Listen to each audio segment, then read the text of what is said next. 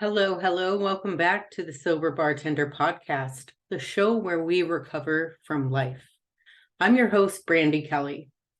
So today I do not have a guest for you. Today I want to talk about taxes and teeth. Why would I want to talk about that? I will tell you. When I was younger, when I was running and gunning and just living in the moment, there are some things that came into my view that absolutely sent me into a fear spiral. That was tooth pain. So we've all had, problems with our teeth. That was like a genuine source of fear for me because I had had some dental work when I was younger. It was in my mind that it was worst case scenario. It was painful. It was scary. So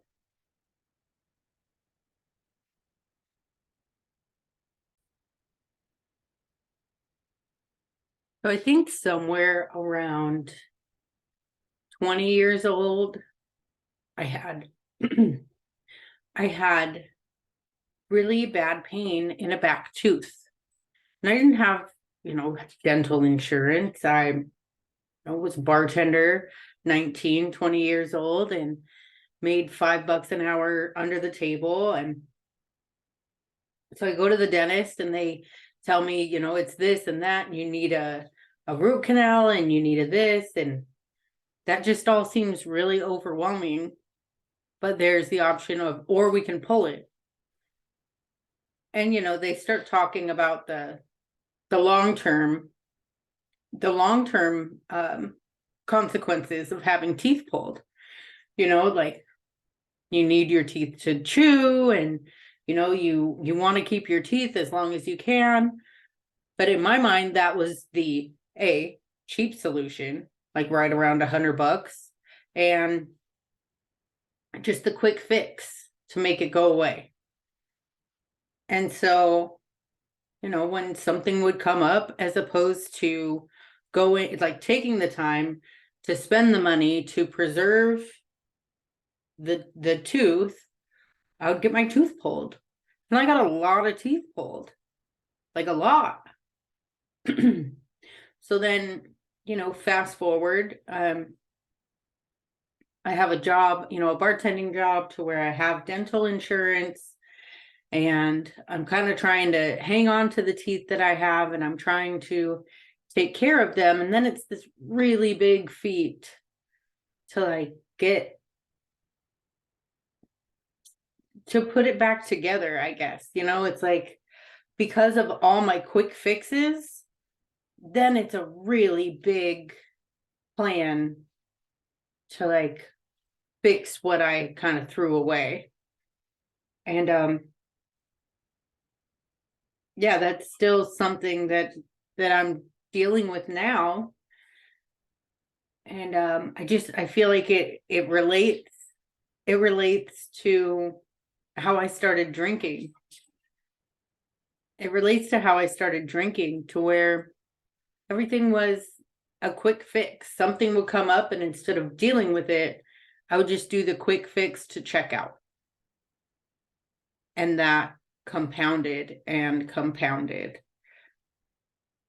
And, the same thing with taxes. I say taxes. I got audited in 2012. It was the first year that they started 1099ing for eBay sales. And I had an eBay account. And, my boyfriend at the time would sell his motorcycle parts on my eBay account. And if there was a friend that had like a motorcycle for sale or a car for sale, it was no big deal to be like, yeah, listed on my account. And then, you just have to pay the fees, and then, you can take the profit. It's your vehicle. Well, like I say, eBay and PayPal started 1099ing for, I think it was any sale. If you sold over 25,000 or more in the year, then you got 1099. So I was oblivious to this. I was just, bartending, filing my regular taxes, not thinking anything about the eBay sales. And then I got an audit notice. And if you want to talk about scare the crap out of you, get audited by the IRS. Like, that is no joke. It's terrifying. And, you've got to go into the office visit alone. So you can't take anyone with you except unless you hire a tax attorney, which that just wasn't a part of my thought process. I was never thinking like, oh yeah, I'm going to hire someone and they're going to go with me and help me face this, right? So I go in there and they say that I owe them $10,500. And this was 2012. And I'm just terrified because I'm like, I don't have $1,000. I don't have $500. Money was very easy come, easy go in my 20s bartending in Vegas. So I made a lot, but I blew a lot, and it felt like life was good. It just, there wasn't a lot of saving going on. So I went home and I did my due diligence, and I found invoices and receipts, and there's quite the production in packing and shipping supplies. And I came up with receipts and invoices from business costs, and I was able to get that amount down to like $6,500. And then the IRS gave me a payment plan. You just have to pay $150 a month. No big deal. You do that, you are going to be paying some interest in that, but you'll be able to knock it out. Well, I don't know if normal people could easily just wrap their mind around that, but the person that I was could not. It was much easier to ignore that because it wasn't like my electricity to where the electricity would get shut off. And it wasn't like a car payment to where they would come and repo your car if you didn't pay it, right? So I would make payments sometimes and then not make payments sometimes. And anytime I did my taxes, I knew that my tax return would be going towards that balance. And I just put it out of my mind. And I just went with the easy fix, like just the easy, immediate gratification fix, instead of going, this is important. And someday I'm not going to want a huge tax bill over my head.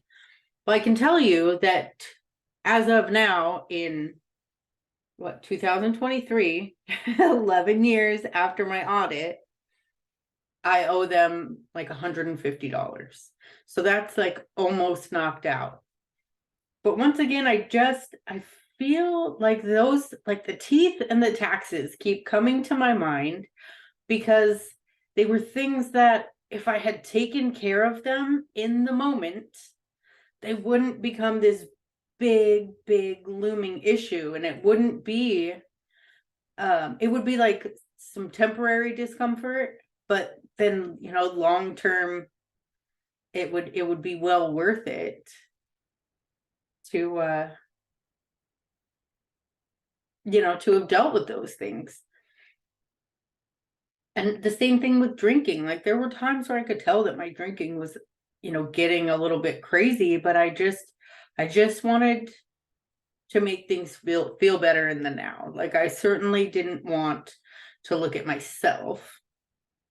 I didn't want to look at what I was contributing. I just wanted to feel better. And for a time, drinking made me feel better. Then I went too far, because then if I even saw like an envelope from the IRS, I wanted to drink because I was terrified, because I was avoiding this life that was compounding from my choices. I was avoiding it all. And, as if you've heard my story, if you've listened to the podcast, that, my drinking took over my life for a time, and I went as low as I am willing to go. And like, I learned once I entered recovery, and once I started doing some internal work, once I started taking the 12 steps, I learned that my choices were what determined my reality. But here's the thing that I didn't learn in the 12 steps. I was doing the best with what I had at the time. Like, I didn't know better when I was avoiding, like when I wasn't making those IRS payments. Like, did I know I was supposed to make them? Yes. But did I know that it would have like a great impact on the next 10 years of my life? Not really. And when I went and I got a tooth pulled, instead of getting the root canal or the bridge or the crown or the this or the that, those things, I did my best with where I was at and with the information I had at the time.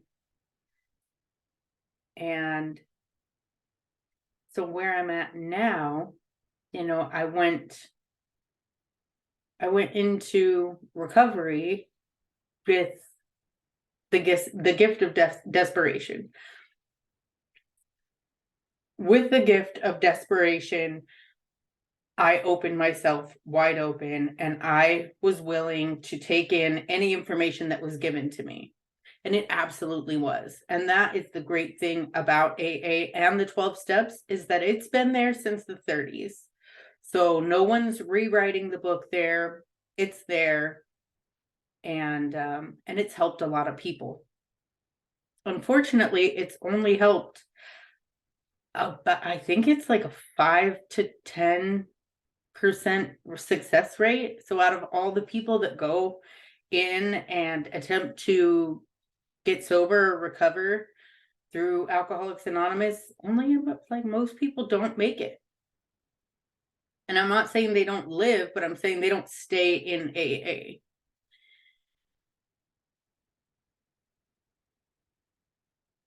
So I went to AA and I took the 12 steps, and I absolutely lived everything that I learned. And when I went to meetings and they told me, my best thinking got me here, I went, yeah, my thinking is very flawed. Clearly I have a sick mind. And they told me that I have the disease of alcoholism, and that if I didn't continue to do these things on a daily basis, not just continue to enlarge my spiritual life, but to follow the principles and the traditions, and carry the message. And if I didn't stay in the middle of the boat, quote unquote, then I was going to get restless, irritable, and discontented. And I was doomed for relapse, for jails, for institution, or death. So basically I was told, while in this like point of desperation and willing to believe anything as long as it wasn't coming from me, because I no longer trusted myself, that it was AA or die. And they told me that to drink is to die. They told me that I have an obsession of the mind and body, and that for me, one drink might as well be 1,000. That once I take a drink, the phenomena of craving kicks in, and I will be compelled to drink, just like I did before. They told me that my disease was doing push-ups in the parking lot and just waiting, and that it's a progressive disease. So any amount of time I take off, it's right there waiting. And I did experience that. I was in the program for 11 months, almost a year. I was 10 days away from a year, and I drank again. And I did right away. I did not control my drinking like I had planned. I went right for just blackout drinking, hiding the drinking. I mean, it was clear, but like it was obvious that I was right back where I started, except that I was, digging a deeper hole. But part of me wonders, like, is that a self-fulfilling prophecy? Like, is it like, and somebody says, don't cross the street, you're going to get hit by a car. Don't cross the street, you're going to get hit by a car. And then you just have it in your head, and you're told that over and over and over. And then once you go to cross the street, like, you know what I mean? Like, words matter. So is this what we're manifesting in our life? Like, do we believe it because it's true, or is it true because we believe it? I hope that's not too confusing, but it's just, you know, is it actually our truth? So, since starting this podcast and since meeting all these different people and exploring different parts of recovery and different pathways to recovery, my what felt like an unshakable foundation in my program has absolutely been turned upside down. And I'm questioning what thoughts are mine and actually resonate with me and who I've become now. And I'm so grateful, and I have so much love for what I learned in taking the 12 steps and in what I needed in early recovery. I absolutely needed like the structure, and I needed what I got. I got exactly what I needed. But I've really been questioning what I need now, because these things don't feel like they fit anymore. I don't, step one in the program is we're powerless over alcohol and our lives have become unmanageable. There's a problem there because I don't feel powerless over alcohol. I work in a bar. I have since early recovery. Do I think that I could crack open a drink and just drink one? I don't really know, but I do know that I've chosen not to for, one day at a time for almost 900 days. And AA tells me that it's not me that's doing that, it's God. It's my higher power. But I am source energy in the flesh, right? Like, what is God? Like, God is source energy. God is energy and is love. And that's what I'm made of. And that is absolutely in me. And that's what's kept me sober. And I've continued to choose not to drink. I've had every opportunity to drink. And I've had a lot of uncomfortable thoughts and uncomfortable feelings. And I haven't taken a drink. And I don't know if I think it's a result of everything, but I no longer feel like I can tell other people that they're powerless over alcohol or that their lives are unmanageable. So I've been in this funk, like this, I don't know, like this in-between place to where like there's no question that it saved my life, but also internally, there's no question that it doesn't fit anymore.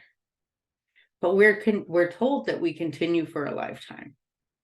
And we're told that what worked in the beginning will work now, and to just keep doing that and to keep practicing those things. Something that I do feel strongly about is the 12 steps introduced me to myself, but they also cleared my pathway to that source energy. And I do believe that they are there to develop a reliance on that energy, on your relationship with whatever your higher power is. So if we continue to nurture that, if we continue to seek within, I mean, they say that we don't graduate until we die. But is there also the option where we can gain new information, like gain new perspective? And, instead of saying, oh, I've got the stinking thinking and my best thinking got me here, so I can't trust myself.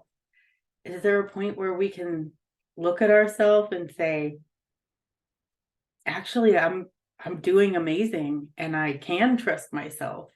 And I can trust myself to make my own decisions. And I can trust myself to look at the information I've been given and decide which parts resonate with me and maybe which parts don't. Because there's a lot of thoughts and judgments that I've vocalized about myself. And I've noticed that in doing this podcast,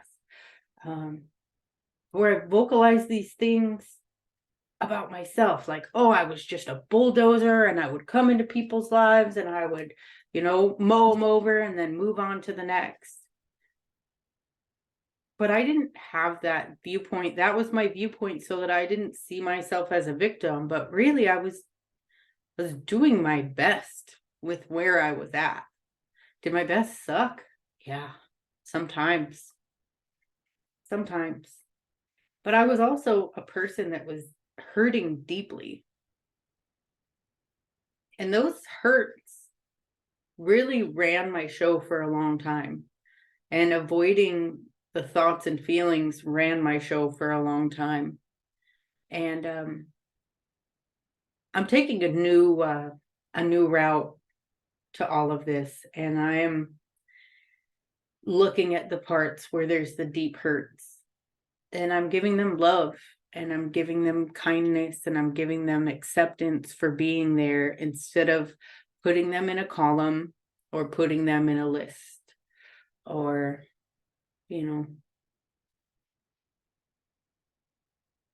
using them as something to identify with somebody else. I'm letting myself be for a little bit. And the most incredible things have started happening since I've started down this little this path to myself. And it's a little bit of deprogramming is what I'm doing. A lot is falling away. I'm meeting people that have got sober in AA and then have left AA and continued to find their spiritual journey without the structure and the narrative of the group. I don't ever want to speak ill because AA absolutely saved my life. What I got was absolutely what I needed in the beginning. But it also makes it really hard when you realize that you need something else. There's a lot of guilt and shame and fear in leaving and in trusting yourself, even though you've developed this intuition and you can trust it if you're working with a sponsor and if you're going to meetings and if you're doing all the things, but you can't trust it unless you XYZ. And I don't agree with that anymore. So I don't know. There's a lot of ways to recover. And right now I'm recovering myself without the programming. And I am getting to know who I am without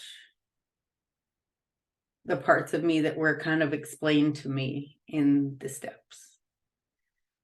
And my story's looking a lot different. And my future is too. I feel called to still carry the message of recovery. And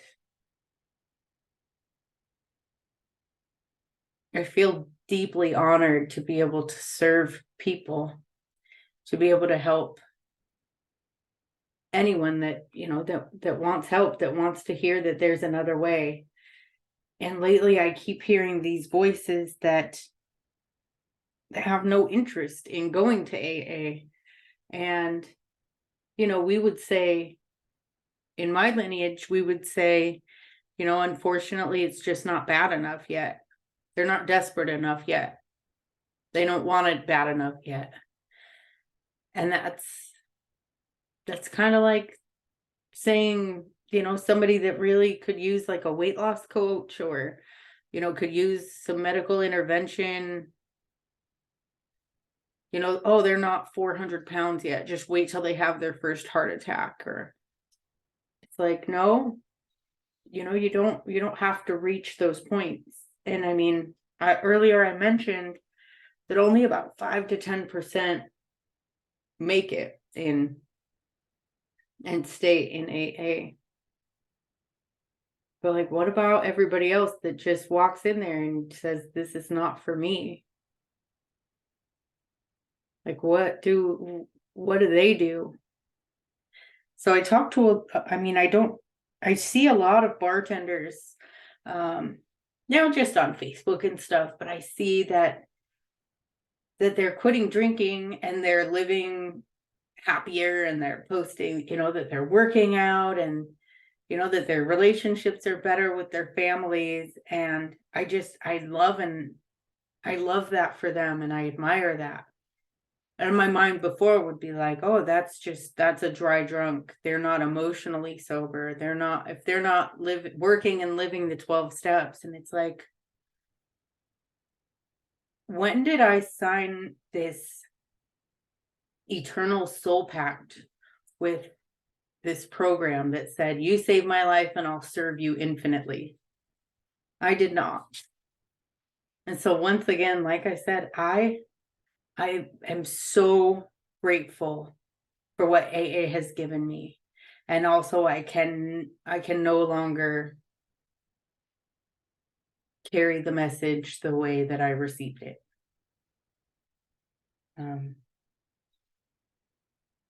So, I know that will give different people different feelings. I know that if I had heard someone say that a month ago, I would I would be praying for their soul. But yes, life has opened up in some really magical ways. My meditation practice has absolutely deepened. I'm excited to get up and to sit down on my butt pillow and just start into my breathing and just see where it goes. And I've been listening to Ram Dass again, and I've been listening to audiobooks as well as reading books and just educating myself about alcohol abuse disorder versus the term alcoholism. They're changing the narrative of what it means to be a drinker, and what it means to to go down the path of what we call alcoholism. Dr. Gabor Mate, he says that we all have some kind of trauma, and that we think that we're treating this quote unquote disease, but underneath that is the trauma. And I do feel like all of us have something that needs to be healed. And in AA, we call it the God-sized hole. But I can assure you that I have filled that hole with God, and there are still some things that need to be healed. That 12 steps don't address. No one in AA is qualified to, they're not trauma therapists, and we kind of tiptoe around that and recommend outside help there. But I read the abstinence myth by what's his name? His last name's Jaffe. And that was something. Hearing the perspective that we can't help people until they're abstinent from their drug of choice, or they're abstinent from their from their alcohol. But he brings in moderation, and there are people that absolutely positively benefit from abstaining completely. But he brings up a good point of individualized treatment, of not just putting the blanket onto each and every person whose drinking gets out of control and labeling them alcoholic. But you know what that label does is that makes it so that then the insurance companies can get involved, because then it's a disease, right? Then it's a medical condition. Once an alcoholic, always an alcoholic. Like, that's what we're told. And that perpetuates shame. So then if something happens, if someone has a slip, it's never a slip. But if someone, regresses into old behaviors, there's so much shame. You lose your count, you lose your knowledge, you're a newcomer again. You did something wrong. The program, the program didn't fail you. You failed the program. What weren't you doing? We're human, man. I feel so inclined to just let people know my ego is shouting, but you didn't do that. And I'm like, that's not the point. Like, I'm not regressing into, using or drinking. Like, I'm feeling and healing and learning and growing. And I don't want to keep telling this same story about myself. I don't want to remember that, I'm an alcoholic every day. I want to remember that, that I am so much more than that. And that there was a long time, where I struggled deeply. I did suffer deeply. But that's not the story that propels me today. What I'm doing right now propels me. I want to help other people find their why and find their way out. And, I don't want to keep looking in the rear view, because I'm not going there. That's not where I'm headed. And I don't know where I'm headed. And I describe the path, like, the journey. This is the life journey. This is it. And, we can't see the path because we're not supposed to. And when I picture my path, like my life's path, I really picture being in the trees. And I picture, like there's all these little forks that come up. And in my opinion, both forks lead to God, because hello, like we're in the forest. We're in the world. Like, all of this is creation. All of this is connected. We're all just this vibrating energy. Like, how amazing. So there's no wrong way. But there are choices that we can make that lead to suffering. There are choices that we make that can kind of lead us in a circle to where we stay in the same little safe patch, right? We stay in the same little safe loop because we know it, and we don't want to go outside that because that's dangerous. I'm not afraid, and I'm leaving my comfortable path to go into the unknown,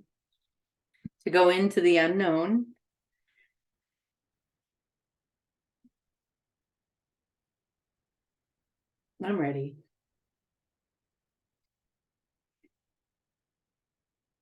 So I figured I would just put this out here and I don't know how it started with teeth and taxes, and here we are. I guess the correlation there is new information. We do our best with the information we have at the time, with where we're at, in our mind, body, spirit, humanness, in our journey. And when we get new information, then we do better. Once you know better, then you get the opportunity to do better. And so, yes, working on now taking care of my, dental health, and just about done paying off the IRS. And I file my taxes on time. I don't floss after every single meal, but I certainly do. Floss, and I'm able to be more mindful. And I learned that from the hard things, but I don't have to stay in that place to make a better choice. Now I make a better choice because I'm living better and I'm connected to myself. Like myself. Yeah. So thank you for listening.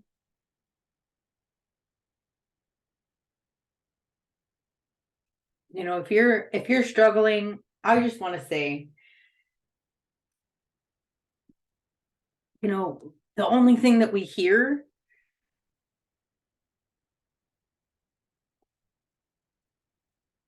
I feel like everybody knows what AA is, right? Like if you get a DUI, they're sending you to AA. You know, if your family gets worried, they're sending you to treatment. And when you go to treatment, there's AA there because it's been around forever. And that's the information that we had in the 30s. And that, you know, the medical community didn't know what to do with us. That's why they were putting people that had drinking problems in, you know, in psych wards.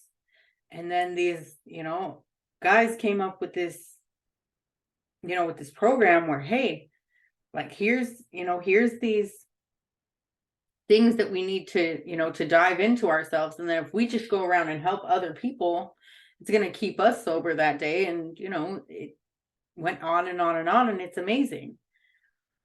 But it's no longer the only way.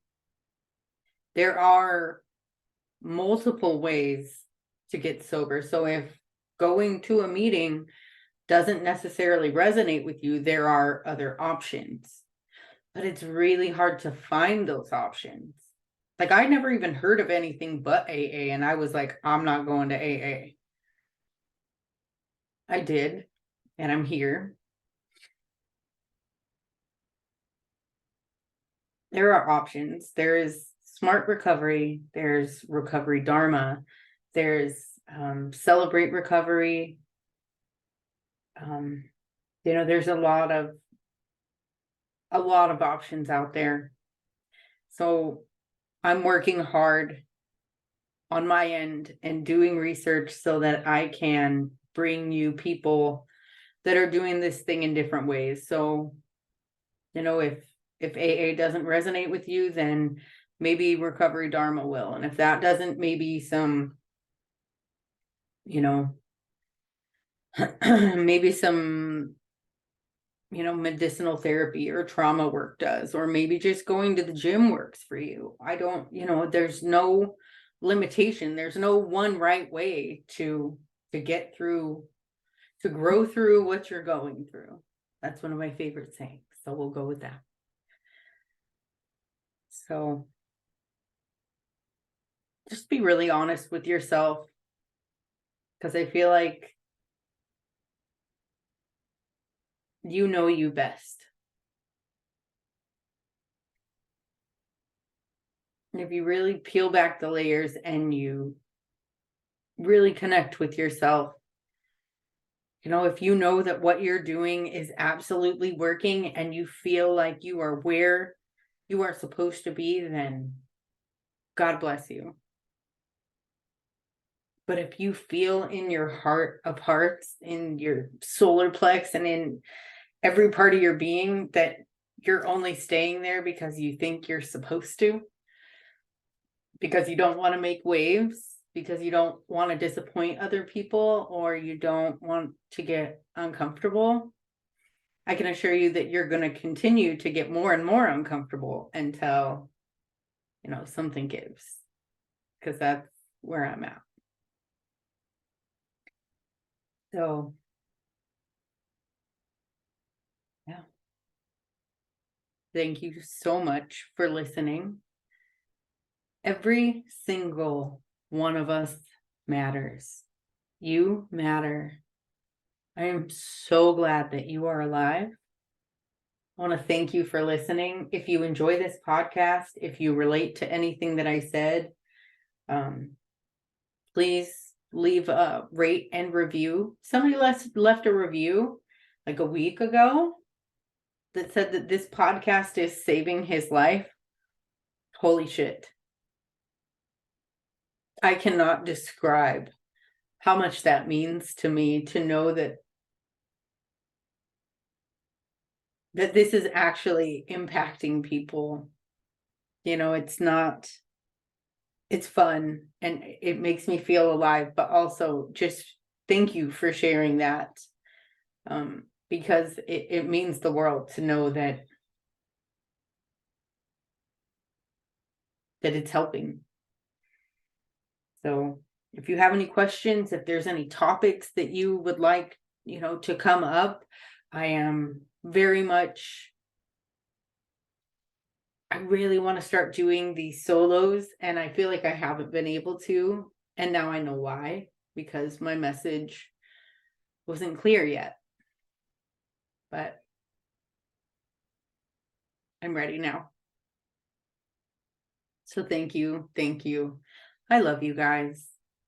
What a cool thing this is. I love I love it. So yeah, until next week, this is the Sober Bartender, Brandi Kelly, signing off.